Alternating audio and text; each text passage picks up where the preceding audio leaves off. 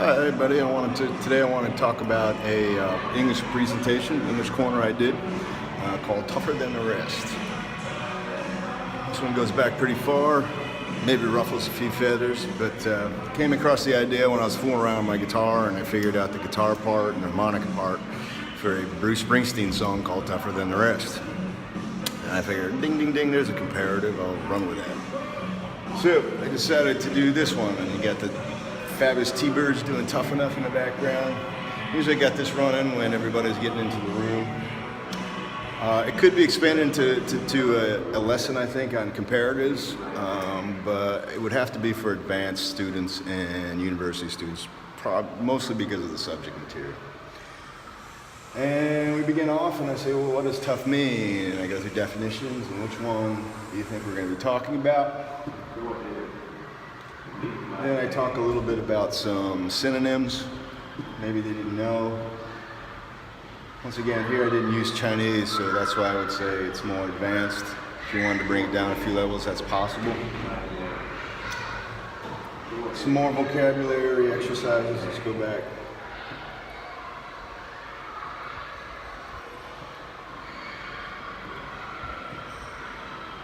Some more vocabulary exercises here.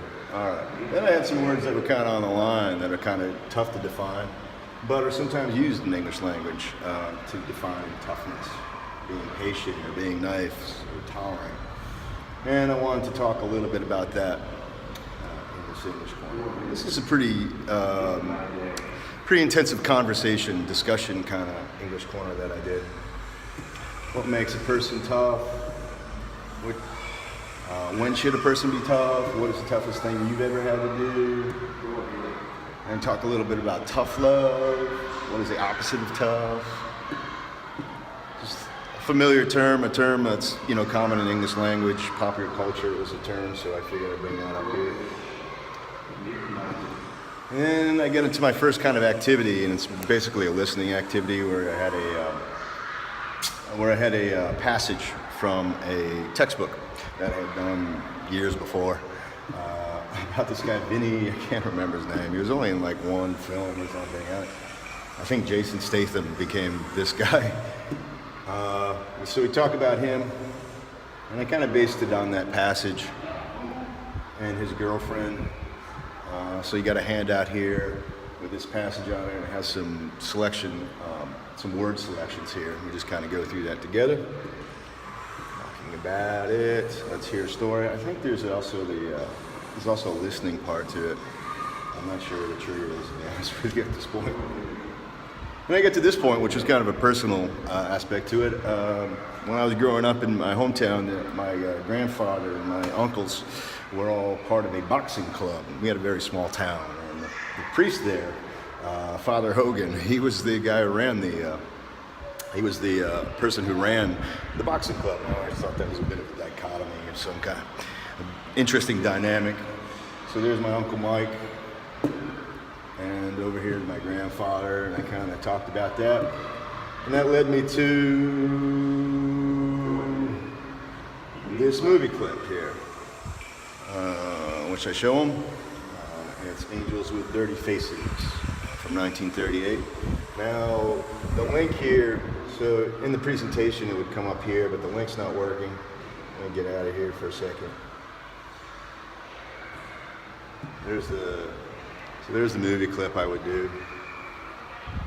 If it doesn't work in the presentation, I always have the backup here. A lot of times when you take a file with links on it, movie clip links onto it, it breaks the link when you put it to a USB and you have to reestablish it. That's kind of what happens here. Once again, these are the most annoying things ever invented. Now, that clip there doesn't have subtitles, so that would be something you want to keep in mind. Certainly it's something I keep in mind. I've gone through movie clips before and put subtitles in before, and that's just a time-consuming task.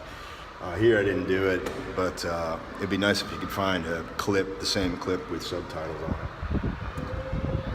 And then I get into the comparative aspect of the presentation, and I start talking about tougher.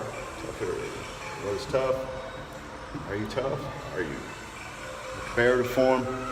Here, like I said, if you wanted to extend on this, you could go into compares here.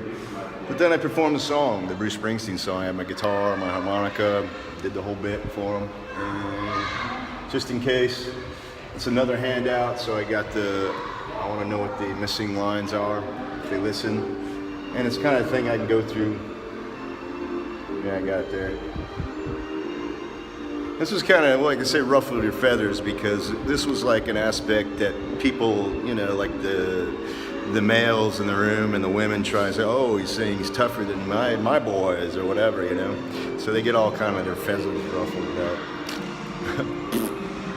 And I noticed in the Democratic election, they tried to like say, oh yeah, this is all for Obama, but no, it was for this guy. He's just a wannabe B-lister trying to scuff, somebody else's shoes. They come around. They're out there, boys. They're out there, boys. And if you're an alpha, you know who they are. And then the final activity of this presentation was this one here. Who is tougher? And this was kind of the fun part of it. Opens it up to conversation. And if you wanted to take a kind of a survey, you can do that. Here you can hand out a survey. Who's tougher, women or men? Why? Maybe go around the room, take a survey. Went through some Chinese personalities that they're familiar with. That was kind of fun, funny. Xi and Mao Zedong, all very funny. Song Yang and Lu Kuai.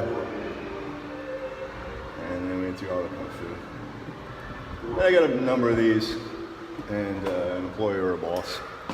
And that was my presentation on Tougher Than the Rest. It was a lot of fun. If you're looking for some kind of conversations, it's kind of a fun idea. If you enjoy it, please click like, subscribe, make comments if you care to.